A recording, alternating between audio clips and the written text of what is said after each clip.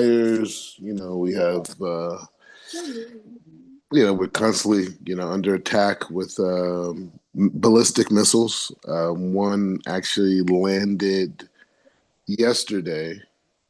I think it was yesterday. Was it yesterday or the day before? Before. I think the day before. At the Yeah, airport.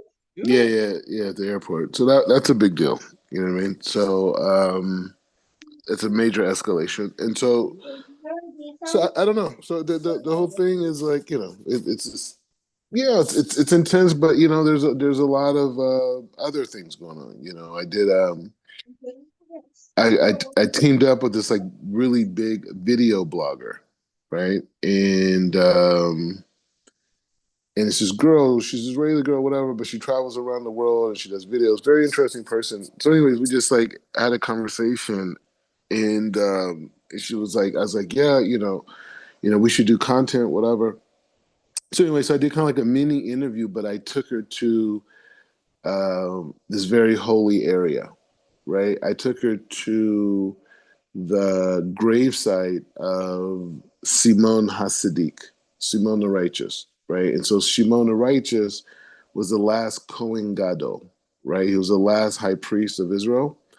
And so what happened is that when the temple fell, they went and they established the court outside of the old city, right? And so the area that I took her to is actually the place where they still it's still there. They have the whole underground thing, the room, the whole thing. So they have that there, and underneath there's a lot of other people buried that they just don't have graves for, but they know they're buried underneath there. And then so you have that, and then next to that is his actual gravesite, and next to his gravesite outside of this area, I wish I could give you like a visual tour of it, right? But I have video on it. But outside of that is another two prophets. I can't think of their name, but they're in Tanakh. I just going brain dead on it right now. But they jumped inside of the fire and they made it out fine. You know what I'm talking about? Are you talking about during the time of Daniel, Yeah, Meshach? yeah. Uh, It was two of them. yeah, Meshach, Abednego. I'm gonna get that. Yeah, get the Tanakh. I want to say the Hebrew names. Mm.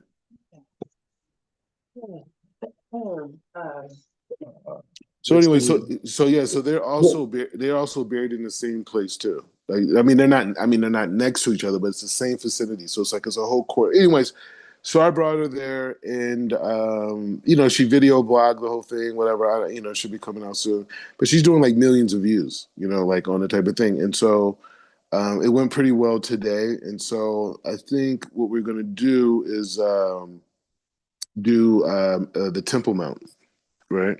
And so we're gonna do that. That could be it could be a monstrous situation. So we'll see how that goes. But so anyway, so there's that duality. It's that duality of.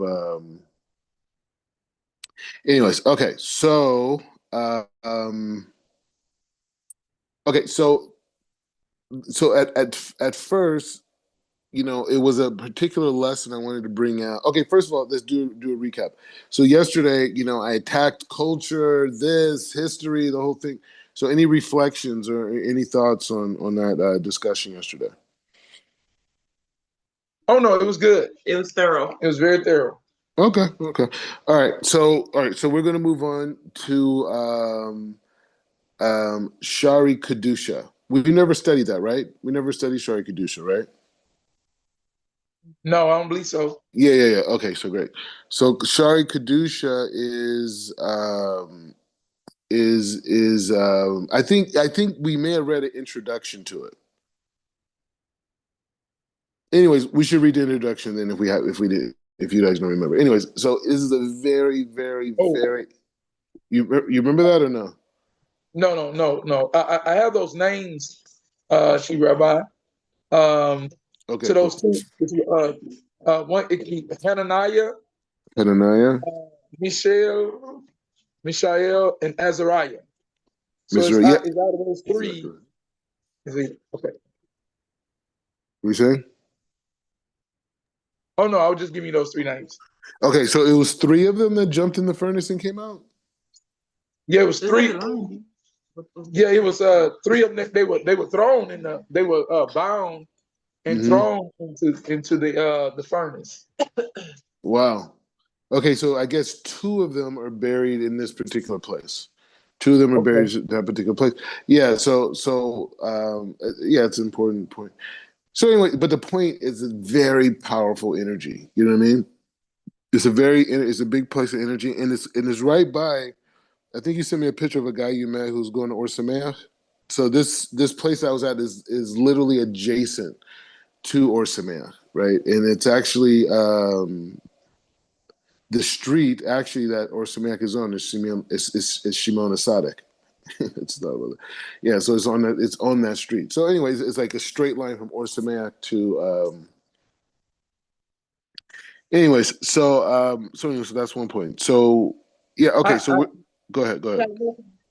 I can imagine just the level of encouragement of going to yeshiva, like leaving your home and going to yeshiva to learn, and you're seeing all of these holy sites. I bet that's an encouragement. I bet that's a powerful that just brings you to another place of learning. Yeah. You know the thing about it too, it's like it's one of those things that it's like it's open for everybody. Like we're in that age where it's just like, hey, you know what? Plane ticket. You know what I mean? Like it's really on that, and it's really like for example, like from where I'm at, I'm in Jerusalem right now. So for me, to one of my favorite places is Hebron, which I haven't been in a while, but it's one of my favorite places is Hebron. And so the thing about Hebron is that it's where Abraham, Sarah, everyone's buried at, right? Isaac, Rebecca, Jacob, Leah, the whole thing, Adam and Eve, the whole thing, right? So that's there, right? So to get to that place from Jerusalem is probably like, I would say like a 45-minute bus ride, type of a thing.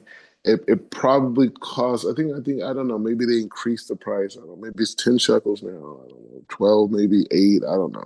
I think it was like 8 shekels, right? Which is equivalent to, um, 8 shekels was equivalent to like maybe like $3 US, right? And so it would cost me $3, 350 US to get from Jerusalem to this place, right? And and I go there all the time, and I haven't been in a while. The war, this the whole thing, whatever.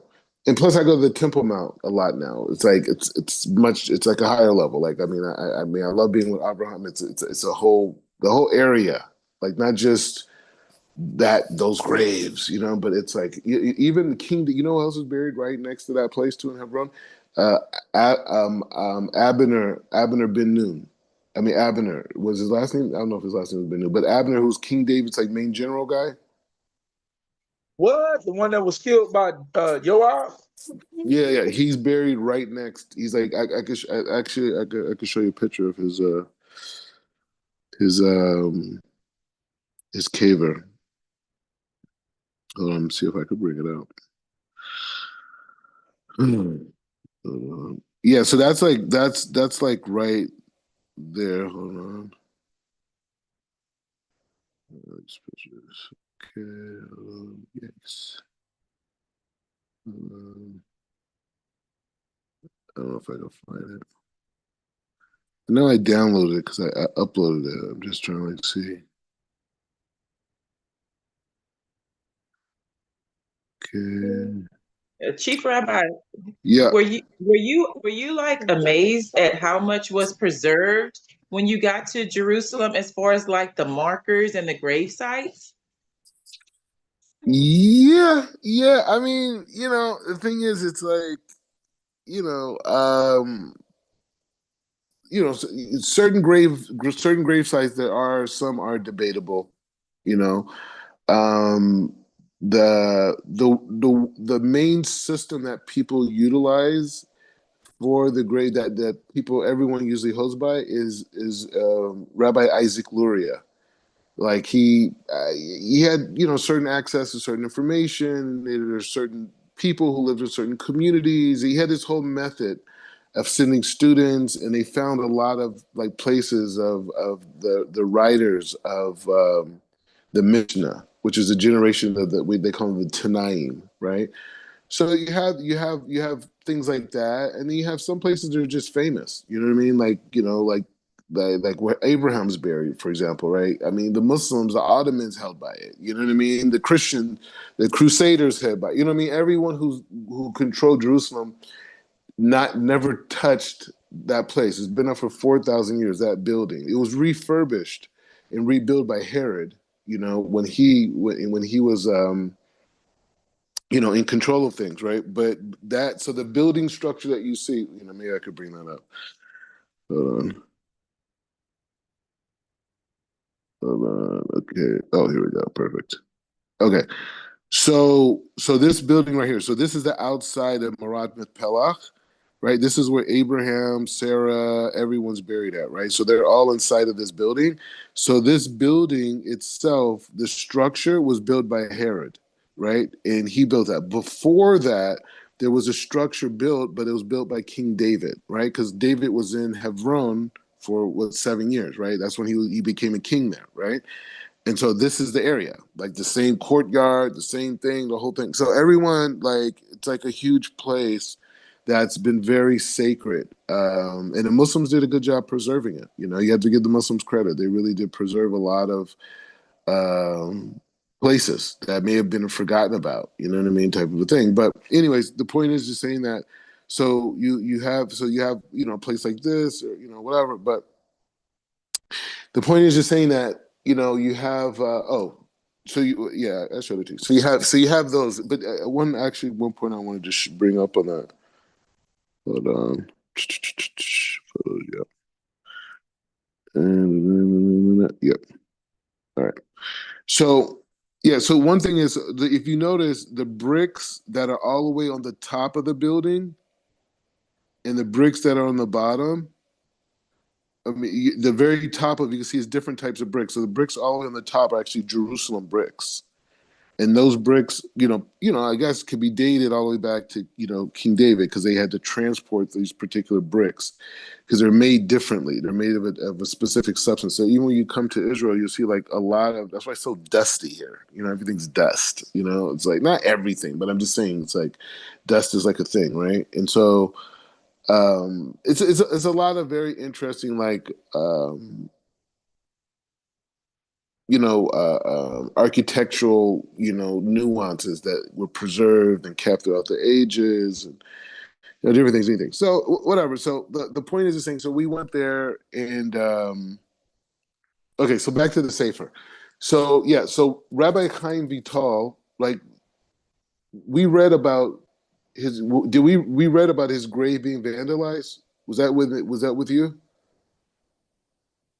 No, that wasn't. We never learned that, right? We never talked about a grave being vandalized. Okay, there wasn't. All right. It's so many classes. It's hard to. Yeah, we did.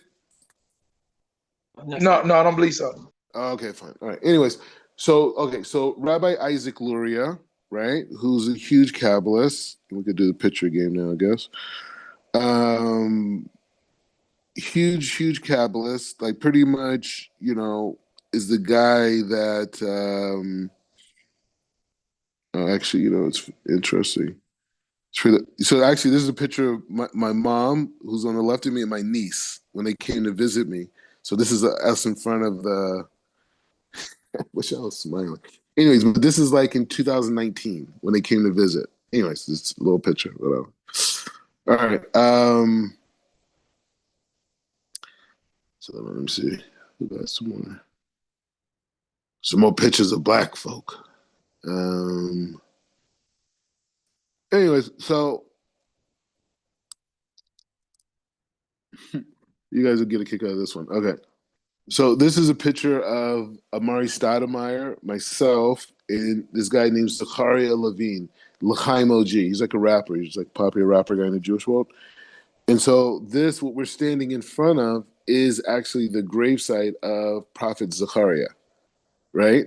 And so interesting enough, so they're both friends, right? I met Amari Stoudemire through Zakaria, right? It's a whole story. He came to Or Sameach and he learned with us for a very long time, and that was his whole process. So we kind of like met him and just like brought him into the whole yeshiva thing, right? And eventually, he went through the whole conversion process, and those dreadlocks you see are no longer there.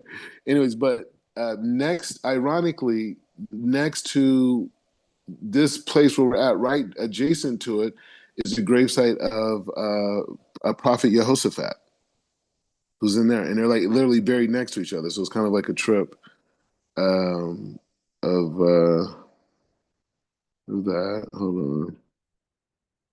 See what else I got. Oh, you may get a kick out of this. So this this right here behind me, this is the cave of Eliyahu, right? So you remember how he had to hide from the people and he went into the cave? This is this is they say it's the case. So this is my mom and my niece. So I took them there, and what's interesting about it, a few years later, my sister, who also converted as well to Judaism, her and her husband, and so she had a child, and his name is Eliyahu. So it's just interesting. So whatever. So but anyway, so this is actually it going. If you go in, I don't know. I mean, I didn't plan on doing a picture show, but I have a bunch of pictures inside. So I used to go out there. So I just took my parents when they came. I took them to all the holy places. I was like, I did my job. You know what I mean? They came. I connected them. The whole thing, right? So actually, only my mom and my older brother came, and my niece, which is interesting, and everybody else is still. So it wasn't like my whole family, right? But nevertheless, they were they were the delegation God sent.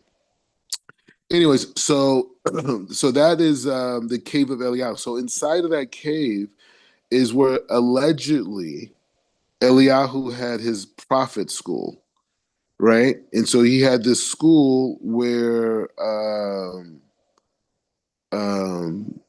he had this school where like Elisha, like all these people became prophets, used to come into that cave, and they would come and learn the trades of being a prophet. So anyway, so that's the story around that, right? Now, you guys have heard me say the Orach Chaim. You've heard me say his name. We learn the Orach Chaim all the time, right? So now you get to see the Orach Chaim's gravesite. This is the Orach Chaim, and this is me. Obviously, you can see this is in my young whippersnapper days, here in Jerusalem, and you can see right by. Baruch Hashem. Yeah, exactly. And you can see right behind me, you can see the wall. That's how big the walls are surrounding the old city of Jerusalem. So, and beneath me is the valley of Jehoshaphat, actually. That beneath, like you can see, there's a backdrop. So on the top part, you see the city, the walls of the old city. You can see how they're all lit up, beautiful, right? And beneath that is the valley of Jehoshaphat. So that's the whole thing. And this is Orchaim, favorite commentator. It's just like you understand, like just reading him and falling in love with his words, and then being able to come and have, that experience. Hold on, there's something else I got.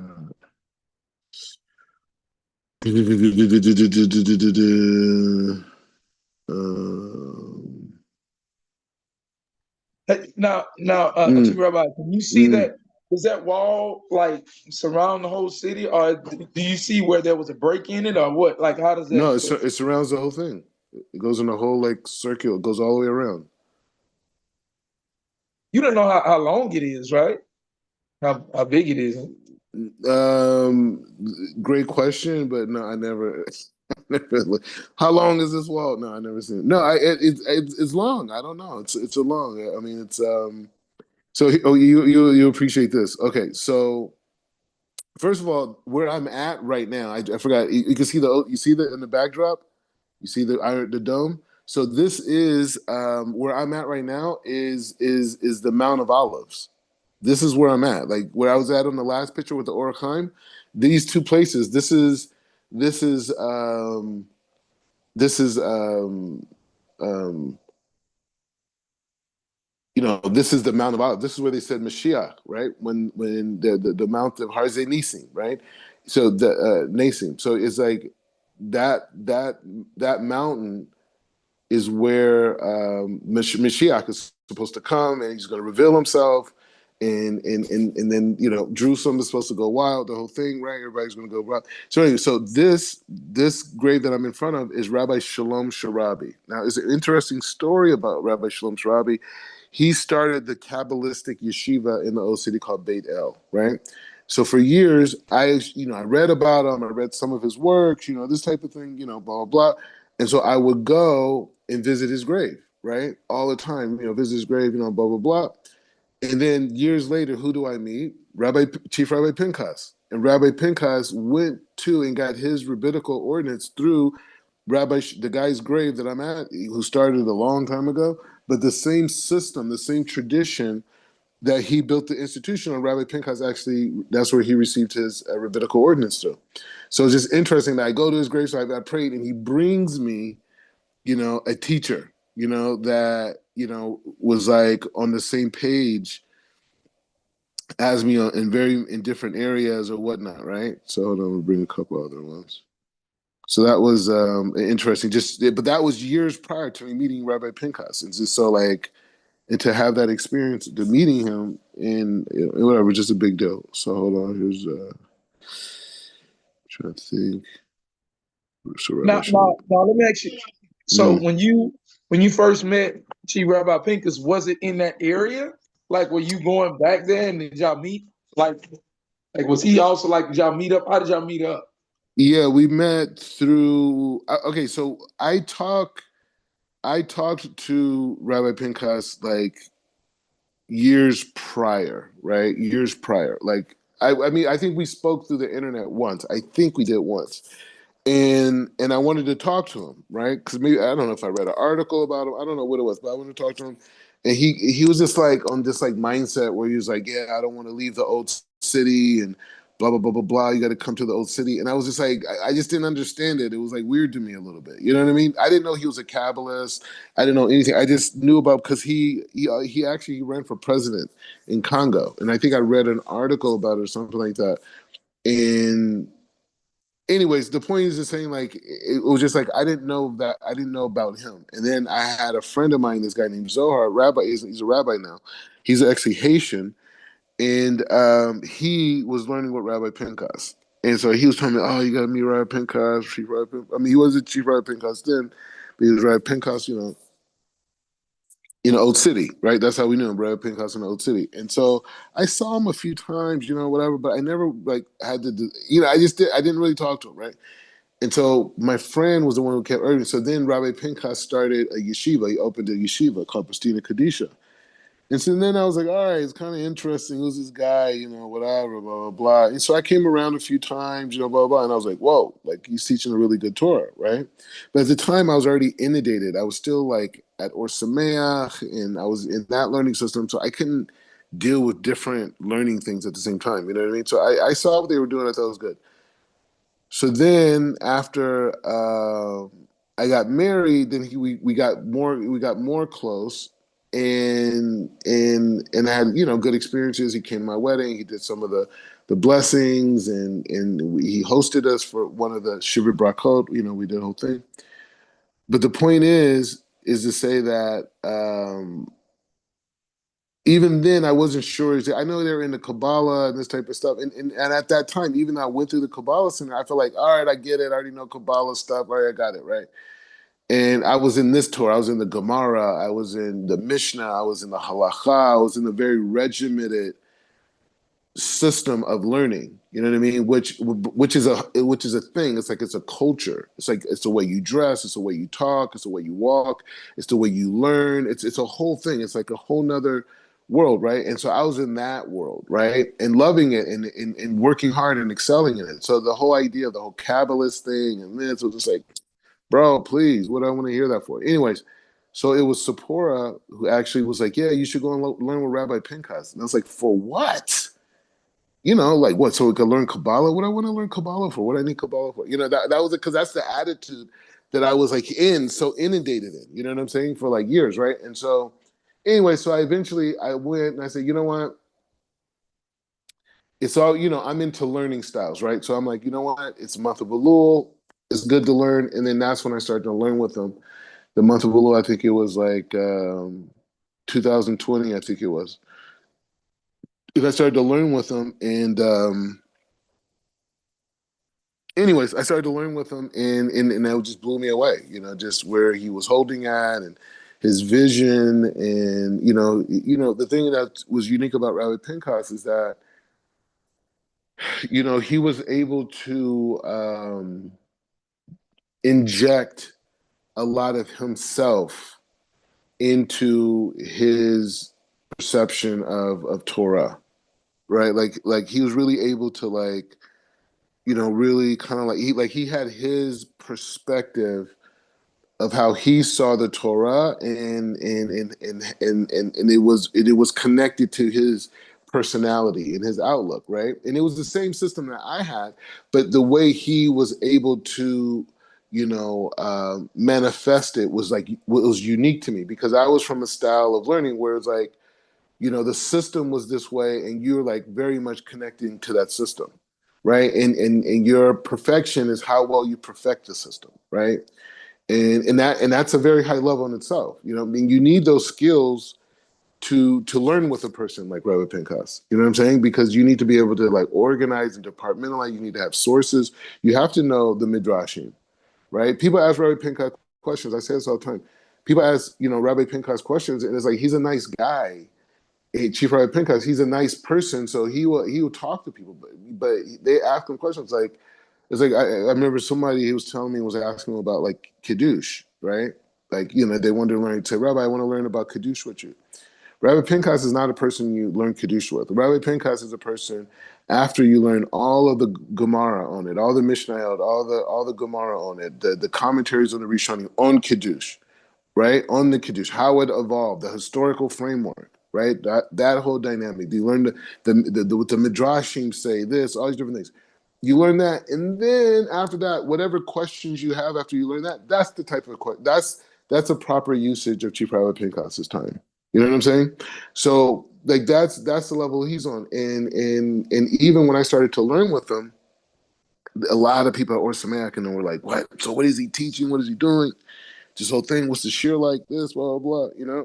And so I told him, I said, when I first started learning with our Pinchas, we were learning the laws of being a judge, right? To be a rabbinical judge, but he was learning it from the perspective of Kabbalah, right? And so no one's doing that. That's like a very high level. You know what I mean? That's a very, very high level. And it forces you to go back into the Torah itself, I mean the Talmud, and use a whole new set of definitions, right? So now the whole learning process that he's bringing is like it's a new set of definitions. So that same page in the Talmud that I've been learning in the case and understanding could tell you in and out, because now these words have new definitions because now they're applied to a different system of learning, right? So now those same words have different meanings, and so now the whole everything's turned upside down, right?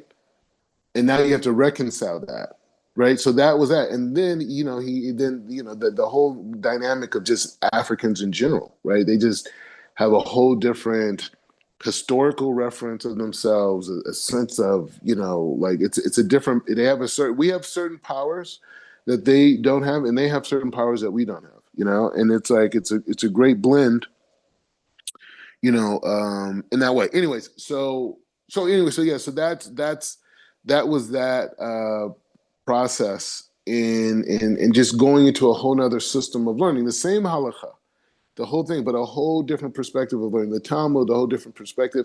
And I would say the strength of Rabbi Pinchas Shir, and you got to give him credit for this because a lot of people don't teach in this way, and it was in line with Or Sameach's teaching, because the main thing at Or Sameach was teaching you how to learn, right? It didn't really tell you what to think. It didn't tell you, well, you got to do this. It was teaching you how to learn, and then you kind of evolved into everything. And the culture and the environment obviously played a big role into it, but it was teaching you how to learn the text, right? Not just the Gemara, but just everything. Every text that I learned, I spent so many hours sitting, like just a basic. We could read Rabbi Sachs. There's no Hebrew, right? It was just reading it in English, right? But to be able to learn it, it took me so many hours. Not Rabbi said, I'm just talking about text in general. I would sit for hours in front of another rabbi, and I would go through page and page, and you say, no, reread it. What did he actually say? Right? Like, what is he actually saying? right? And to really have that debate, because you could read something and what's being said are two different things, right? And having that discipline to be able to do it. So I mean, for years I did that on different types of books, right? Things I was interested in. They gave you that freedom or semantic. Like, I mean, in terms of certain types of books or whatnot. But so anyway, so Rabbi Pinchas's shir was a similar shir because he was also coming from a yeshiva perspective. And the thing about the yeshiva perspective, they don't tell you how to think. You know what I mean? It's like you're there because you want you believe in a certain outlook. So if you go to Or Sameach, to some degree, you believe in wearing black and white. You believe in the black hat. You believe in living a very frum life. You believe in your wife is dressed a certain way. You want to live in an environment where everyone's in a similar way, and you're just in that space, right? It's a high level space if you use it the right way. For some people, it could just be tradition and culture, but if you activate it, you could really fly into a higher consciousness. So that is reflective in the learning style as well, right? There's certain rabbis you learn by. There's certain styles of learning that you learn by. It's a whole system. It's not the only way to do it, but that's their particular style. They call it the Litvish style of learning, which was developed in Lithuania, right? And so that Litvish style of learning the Torah was what I was trained in for several years before meeting Rabbi Pinchas, right? Like I would say, like 6.5 years, whatever. So, and then so when I went by him, it was the same text and it was the same modality, but it was a whole new set of definitions and a whole another set of objectives, right? And that's the thing. And so Rabbi Pinchas really sat down with us and taught us how to learn Kabbalistic text. And I just was remember I was joking around with Zakaria once because he would come too and learn with us there. And I would say to him, like, who would ever sit down and teach us how to learn the Zohar, or the Ari? Like, and it's not saying, oh, because we're black, but just in general, you know what I'm saying? Like, that's usually something that your grandfather teaches you, you know what I mean? Or some uncle pulls you aside and says, he learned from this rabbi and he teaches you this. But it's not like something that you go to school. I mean, yeah, you could go to Beit El Yeshiva that Rabbi Pinchas went to, but like the amount of background you have to even get in the place, even understand what's going on. It's a whole. You have to have a whole upbringing. So the fact that he was and almost everybody in the shir was. I mean, there's a few other some Ashkenaz people, but the vast majority of people in that shir were African and African American, right? Pretty much. So he was teaching us how to learn the text, and how the text is written in the style that it's written in and how to learn it. And it's very different than the Gemara, right? Just like how we were learning Rav Ashlag, how he says how you learn the Zohar. So that ruling system, from a different perspective, right? Rabbi Pinchas is teaching from Rabbi Shalom Sharabi, which is more of a Middle Eastern perspective.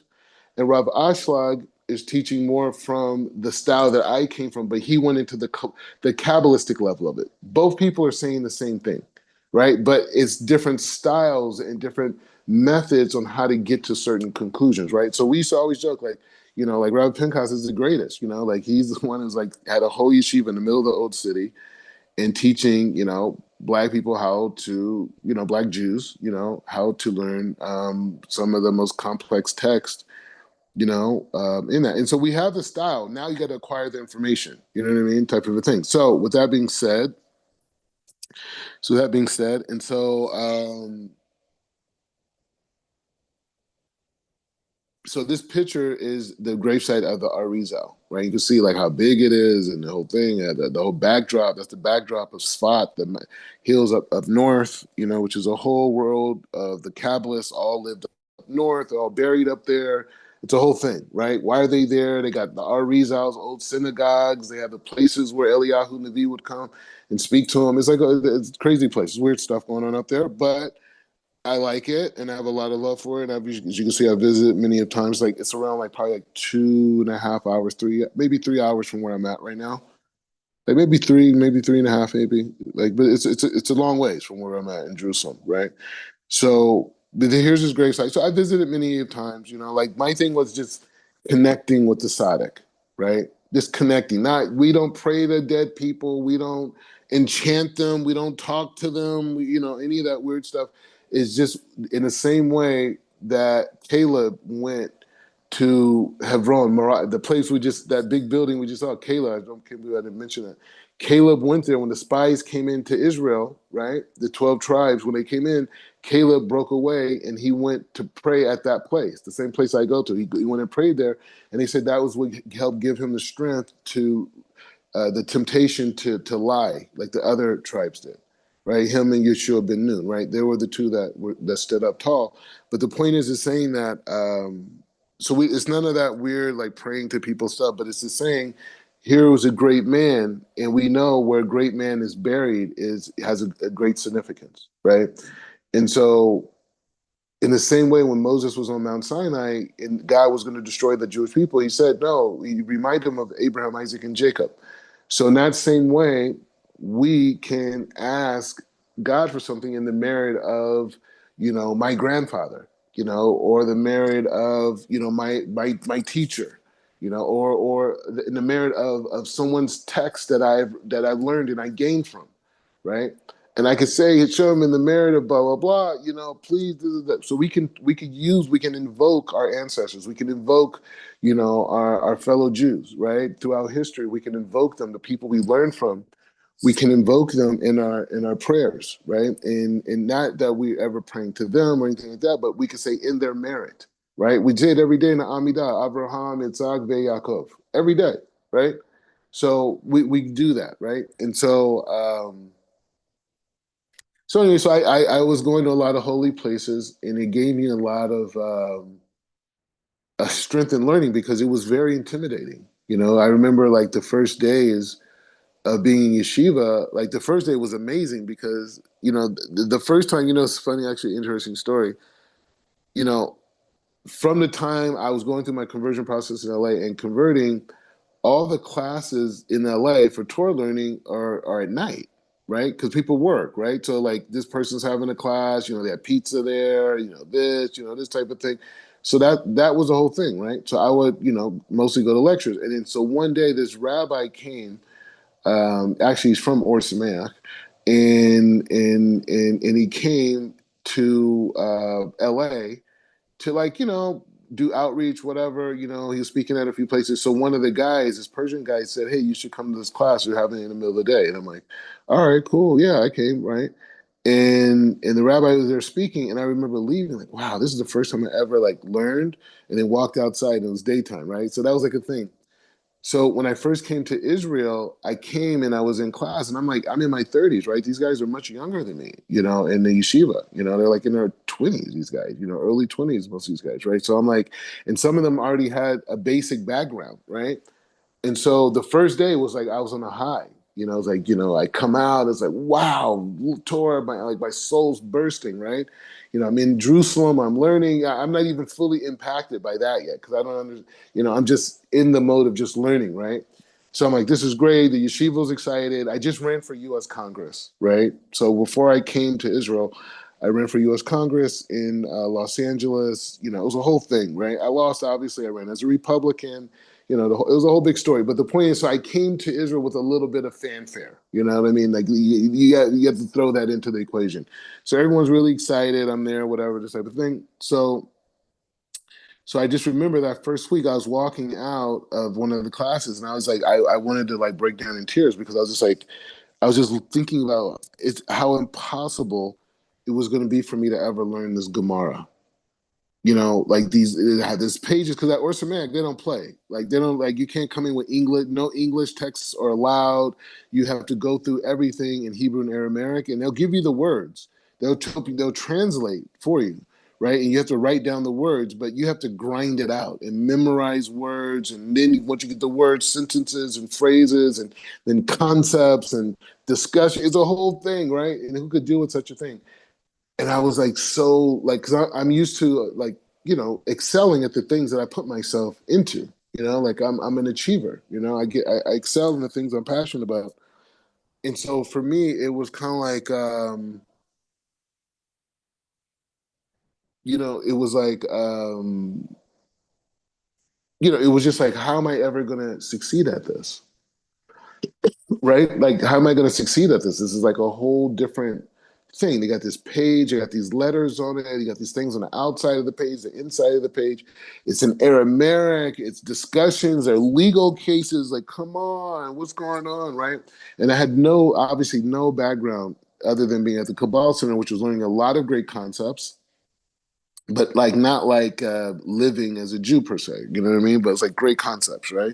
And you could come by them and participate in spiritual technology, but it was still like by them, right? And so my conversion was by the community and myself, but I had no learning background, right? And so I get there, and it was just a huge thing. And so I remember there's a rabbi who passed away. Ooh, I got a picture of him. I just remember it.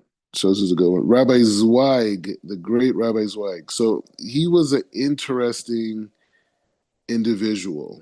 And hold on. So we create context to it. So he was a really Rabbi Zweig. So you can see this is like literally being the being. So he's the one who opened up the whole sugya for me. He was like one of the like most kindest people you ever met.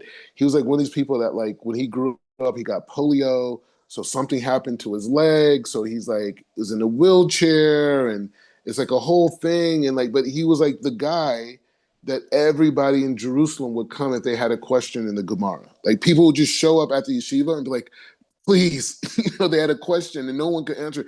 This is the person they will come to. So he was so advanced in his learning, he decided like maybe a year or two before I got there that he wanted to just work with beginners, right? Because that was a challenge to him, right? And so when I came to yeshiva, I was so unprepared. I didn't know anything. I barely just knew the alphabet, right? I couldn't read Hebrew, nothing, right? And I came there, and because I was so bad, I couldn't learn with any of the other students, right? So the only person I could learn with was Rabbi Zweig, right?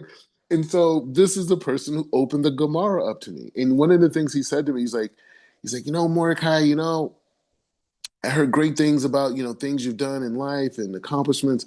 He said, but what you're doing right now is the greatest thing you're ever going to do. And he said, and I was like, yeah. He said, but you don't know why. And I said, why? And he said, I said, so tell me. So he's like, because it's like you came here and you have every reason to not want to be so exposed, to not know, and your vulnerability just to like want to learn about God, right? This is the ultimate moment in your life. Like it doesn't get any better than this. And I was like, really? And I was like, man, okay. And then he introduced the Gemara in this place, like he really spoke of it as like a love document. And he spoke about it from this frame of sensitivity and this frame of connections and the laws and the structures and all these things, and it was like a real thing, right? And so I got a chance to learn with it. I think it was my first year and a half, almost maybe 2 years, maybe a year and a half almost. Like I think was with Rabbi Zoig, and we just became friends, and he taught me a lot of just about life and this and that. But yeah, he was the introduction, into the Torah learning. But it gave me a lot of confidence. And he said another thing. He said too.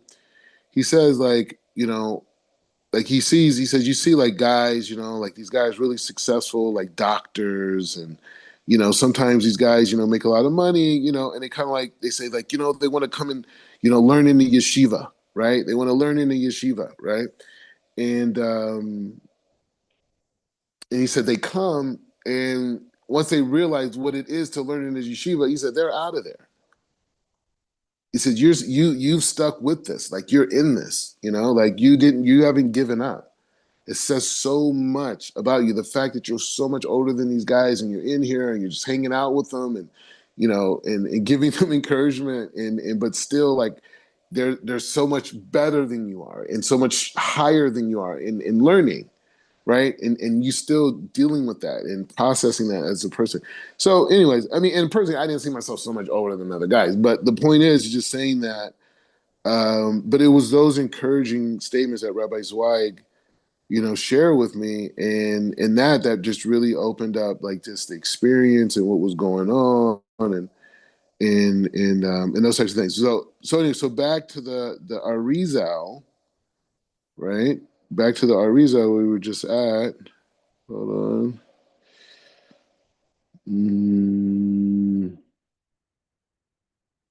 So yeah, it's a lot of like anyway. So just I took this is the guy Abner's the guy Abner, King David's main general. This is where he's buried at. This is his thing.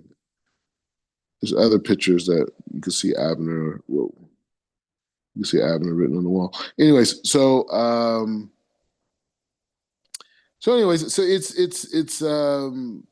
it's it's been an interesting ride, but I really believe by visiting so many of these holy sites and literally going and begging, because that's the thing. So that's the thing. My back was against the wall, right? My back was completely against the wall. Like I'm in this situation. I have to figure out how to learn, right? I don't know how I'm going to fill this. I'm speaking a whole nother language. Like, hey, what's going on? Stop it, please. Aramaic, get out of here. Hebrew, maybe, right? Okay, I converted. Okay, I get it. I got to learn. But Aramaic, I'm not even saying it right. You know what I mean? And so the thing is like, so I would go and I would go to all these like great places of great learners. Like that, anytime I would learn about somebody, I would, if they were in the vicinity, I'll get on the bus and then go to their gravesite. I'll find out, I'll Google it and get on the bus right after yeshiva. Going home, I'll go drop off my books and then I'll go on these missions at night, I was just always on these like real crazy, and people would be like, bro, what's wrong with you? And for a minute, it did get weird. It did get weird because it was like I was at such a connection level of the energy of it that I was just rolling through grave sites and I had to check myself. I was like, wait, I'm rolling through cemeteries at night. What's wrong with you, guy? What's wrong with you, guy?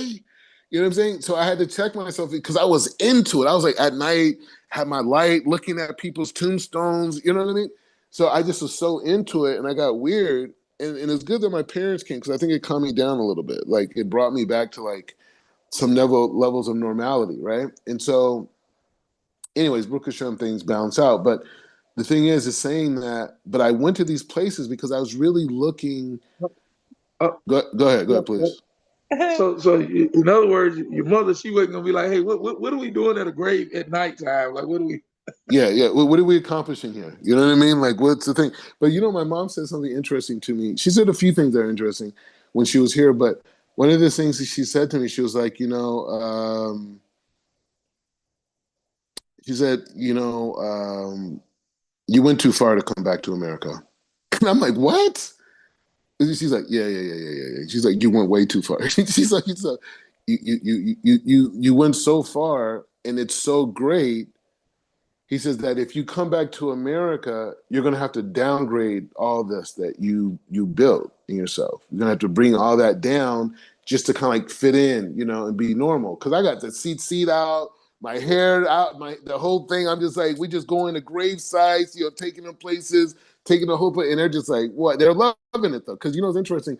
I took my parents to Tel Aviv, and I took my mom and them to Tel Aviv, and it was like they were just like, we want to go back to Jerusalem. This is like being back in America. Like, we want to go back, take us some other. I was like, oh yeah, I just want to make sure I'm not burning you out. And he's like, no, we want to, experience it through your lenses. He's like, you come to Tel Aviv? I'm all, absolutely not.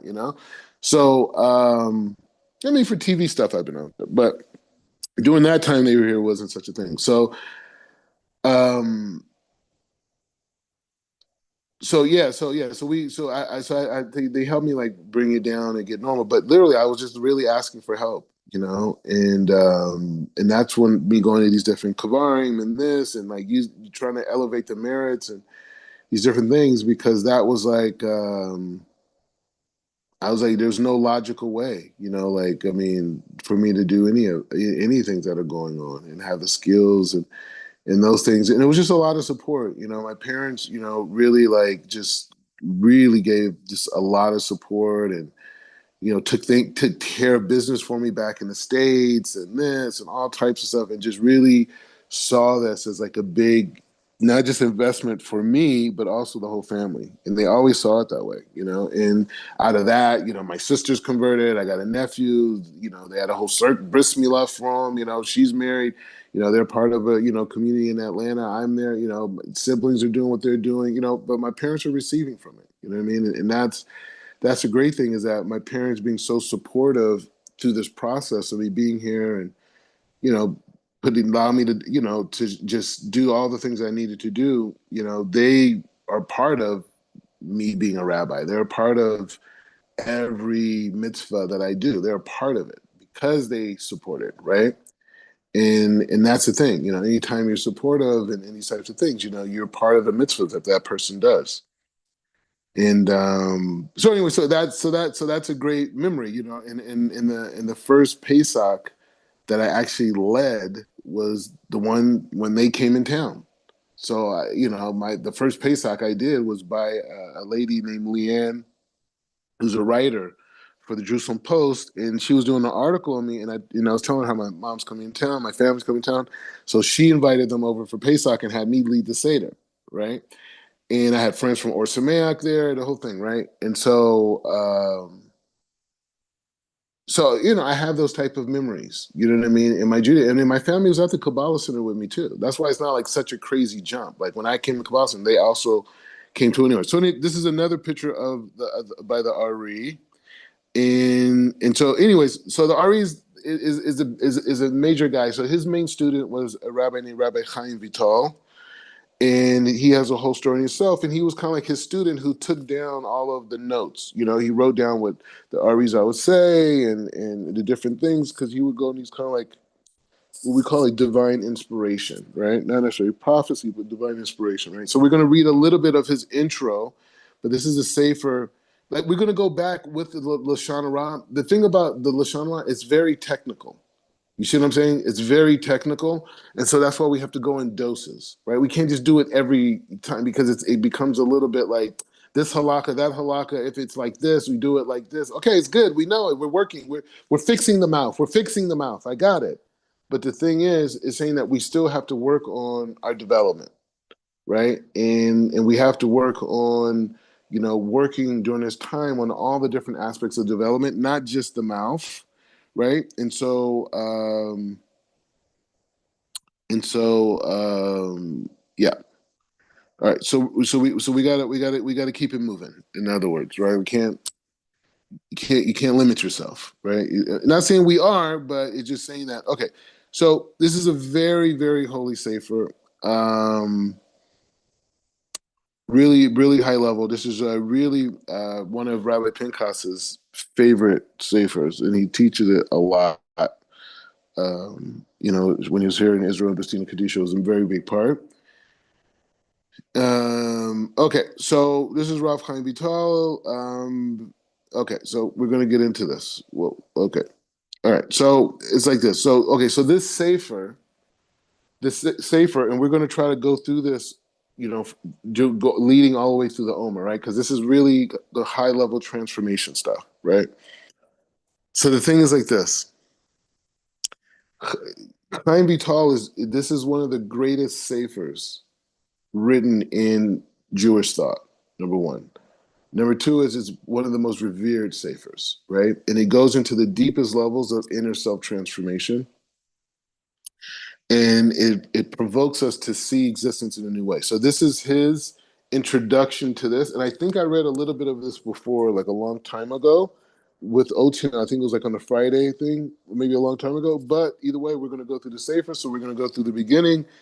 So you can say, I did my job. All right. So it says, Re'iti bini b'nei aliyah. Okay. He says, so he says like this. This is going to it.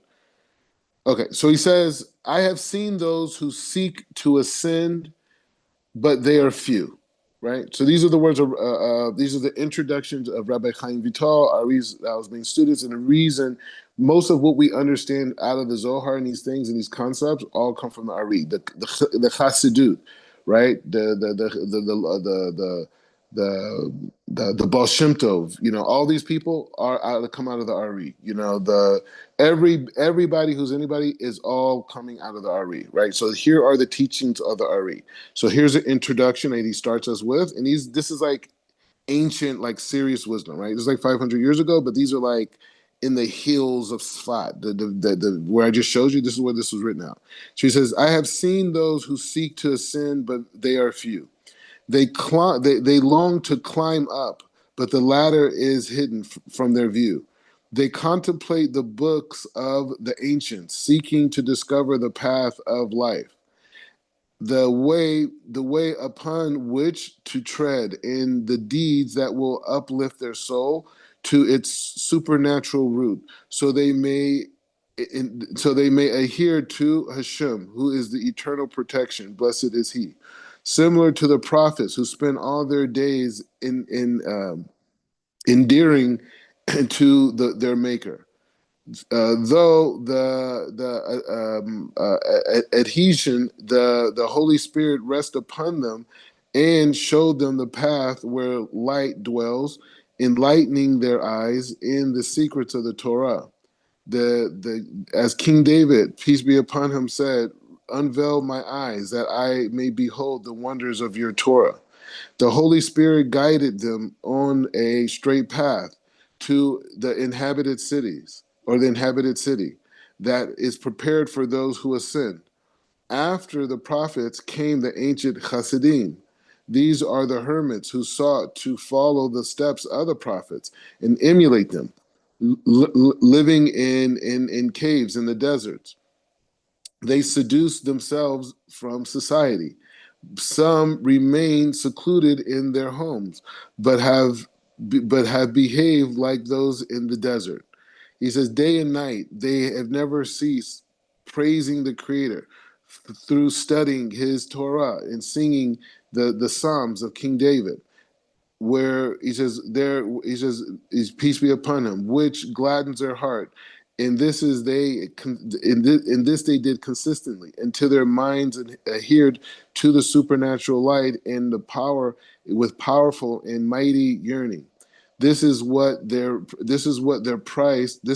practice all their days until they rose to the level of receiving the Holy Spirit, prophesying increasingly. However, since each one acted alone, the main character of one person is dissimilar to that of another.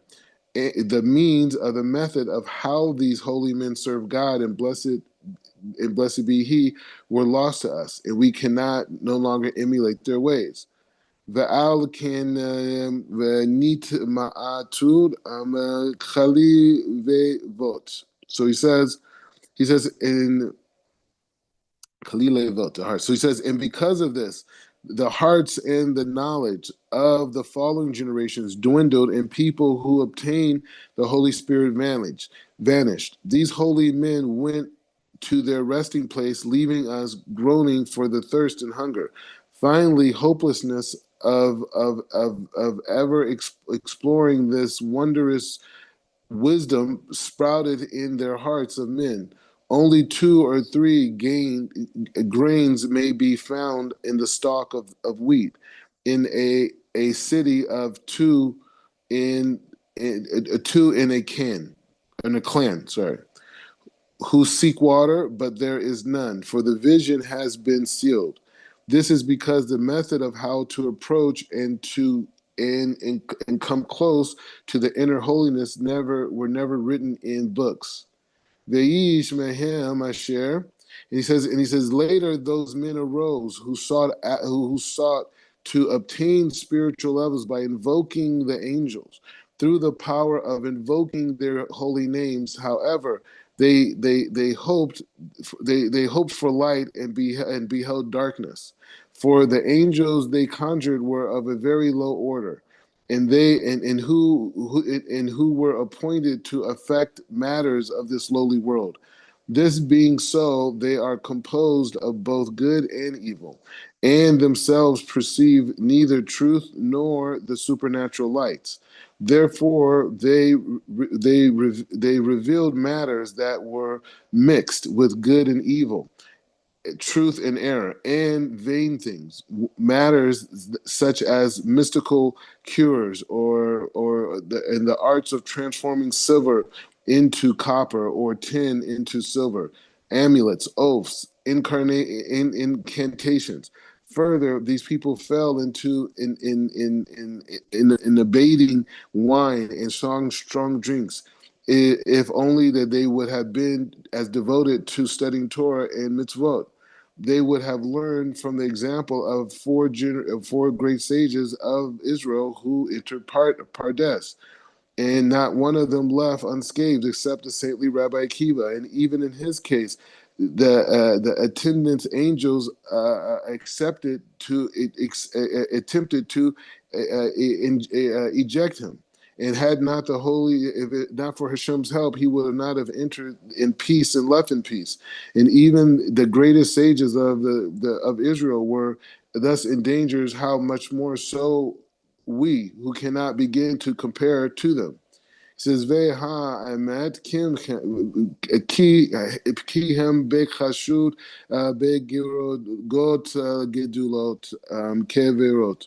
So he says, and the truth be told, these holy sages aspire to attain great levels bordering prophecy. Therefore, therefore, they are placed in harm's way. However, in regards to us, would that we should merit even a tiny glimmer of the Holy Spirit, such as the revelation of Eliyahu the prophet, which many have merited to obtain as well known as is well known, or such the revelation of the souls of the righteous Siddiqim, as mentioned in the Sefer HaTikunim, the book of rectification. Furthermore, even in our times, I've witnessed holy men who have merited to obtain all of this. Moreover, there is such a level that a person's own soul becomes of its great refinement and reveals to him and directs him in all manners. All of these ways are within each to those who are worthy of them. Even in our times, still at all, in great discernment, and such experiences are necessary in order that it is established upon truth. For perhaps a different spirit visited him, one that is impure, and this is explained in the part one of Gate 8. He says, Lakin hasrikitin, he says, Ruach bitini. So atahir. So he says like this. He says, due to all of the above, I feel compelled to speak to due to all the above, I feel compelled true to free true seekers of the difficulties. Okay, to free true seekers of their difficulties. That's what he wants to do by supporting their right hand and instructing them in concerning the path that they should follow. Therefore, I have decided to compose this book, small in quantity, great in quality. May it be enlightening in your eyes. I have called it the Gates of Holiness, Shar Kedusha. And in it, I will explain the hidden matters that have never been explained and taught in previous generations. I have received these teachings from the mouth of the holy man, God's messenger, the host, the holy Arizal. Being that these are concealed in hidden matters that I have forever kept secret, I will therefore reveal only a hand's breadth while concealing 2,000 cubits. Thus, with great difficulty, I will unlock the gates of holiness and push them open just a crack merely within the width of a pin. May it be that those who are worthy entering the sanctum. He says, and is good. He says, Hashem is good, and His will not deprive goodness from those who walk in purity. Right, and we'll read this. We'll read this last part. Hold on. Okay, so we'll stop here. We'll stop here. We'll stop here. So this is the thing. So I know yesterday I said I wanted to come back to this, but I had to dive in again. This is what I'm gonna do. I'm gonna go to a dinner meeting, right? I'm gonna come back. So we can do 21 o'clock and we could continue on finishing the first, because I just want to go through the first four parts of what the book structure is and what we gain from that. All right, is that okay? So, anyways, any reflections on that before we I was just thinking about the part when it was talking about the singing and the connection. I was mm, reading in Psalms 30 on yesterday, Chief Rabbi, and I found it said something about how a psalm is like where it makes a lot of noise and there's instruments and so forth, but a song is trying to cleave. Hold mm, on, let me see what I said. It's like a song is like cleaving um to Hashem. It actually says here, singing to God expresses a desire to cleave to Him, to Yep. lose oneself in His being, like a small flame drawn to an subsumed within a greater fire.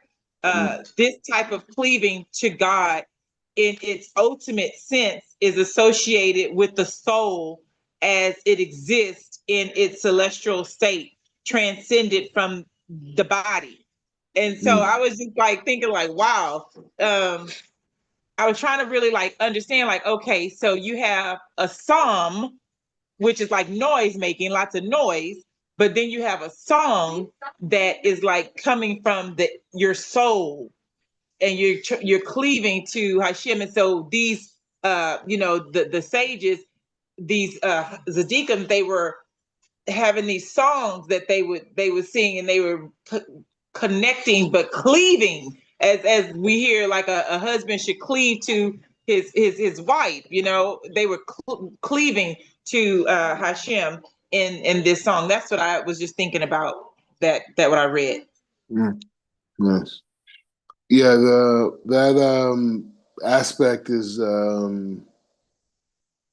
big. I mean, the aspect of song and singing, and that aspect, and using it for holy purposes, is the main thing. You can see that, from our community, they took such elevated souls in that ability to project, and it's like, even when you think about seduction, right, in music, it's like, well, that same energy would be used to bring the Shekhinah, right? That's the same way that a priest would talk to the Shekhinah, right? In those tones, and the vocal, projections, and the words of romance and love, and all these different things. Those words will be used for bringing the Shekinah into the world, right? To bring God's presence into the world, in the house, right? Those words, but it's been used. But anyway, that it doesn't change. Sometimes when you see something used the wrong way, it allows you to start to imagine the right way, right? So it's not like, I'm down on anything. It's just saying, like, it's just, you see all these gifts, and then you start to think about them in the context of holiness. And you see, like, wow, like, this same thing over here could be utilized this way, and this thing over here. It's like, even the fact that, like, how, African Americans, like how we age differently. You know what I mean? Even that would give people motivation to be more holy. If we were keeping the Torah, they'd be like, man, look how good they look, man. I got to get on that Torah. Anyways, so let's do 21 o'clock if you guys can. If you can, I'm going to send you the link, but I want to just finish off this part. But this is a very Yes. Go ahead. Okay, you're going to say something. Go ahead. Oh, no, I'm just saying yes. Yes, that'll Okay, be fine. yeah. So did you have any thoughts on that intro? Yeah, well, I appreciate the fact of his observance of the fact that you can't cheat the system. Yeah. That's what I got out of it. You can't cheat the system, Mm, because with some men, they have the desire to reach these heights and to ascend, but instead of them following the rules and understanding transmission, that these teachings need to be they need to be taught. You got to go through the process. They decided that they were going to seek angels. They were going to go to angels directly, mm. and to me that was kind of like them trying to cheat the system, Yep. and it's like kind of like what you said earlier. And I'm not saying like you have someone that says, hey, I want to go directly to Chief Rabbi Pincus, right? I want to Mm, go directly to him. Now, I'm not saying that he's like those angels at all, but what I am saying is that particular person, instead of them saying, you know what, you may tell them, look, you need to learn this before you go to him, yeah. right? Yeah. And so if they don't do that, and they say, well, I'm not going to listen, and they just go directly to Chief Rabbi Pincus, they might get discouraged because they don't understand what he's saying, and they just don't get it, and Yeah. so therefore they regress back, and they say, you know what, I don't want to do it. I'm done. It's too much for me. Yeah. But if they would have followed the appropriate steps, it would be more beneficial to him.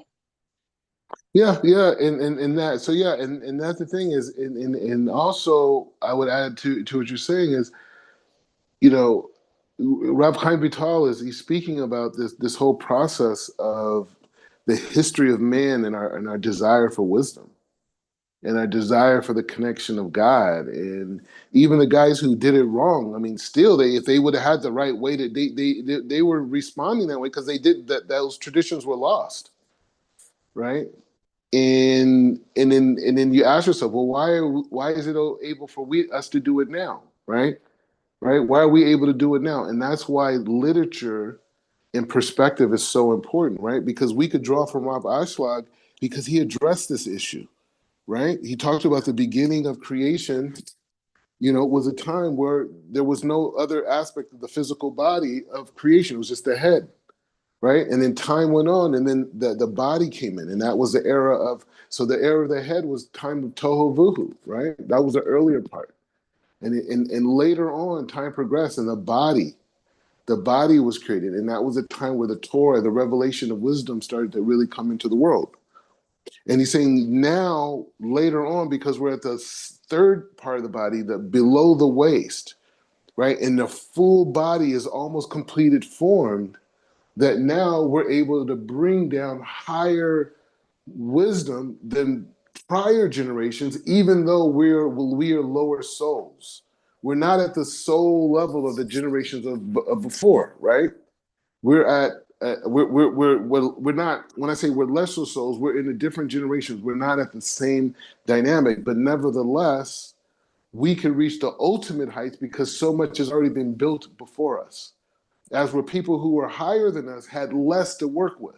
So it balances out. But we're in the special generation, but we're also in a generation where you could get wiped out too. So, um, we got to just be safe on that point. So anyway, so let me dive in while there's a little sunlight, and then 21 o'clock for sure. We're going to finish this off, and and go from there. But this is a really great safer. I'm telling you, we're going to change so much going through this process.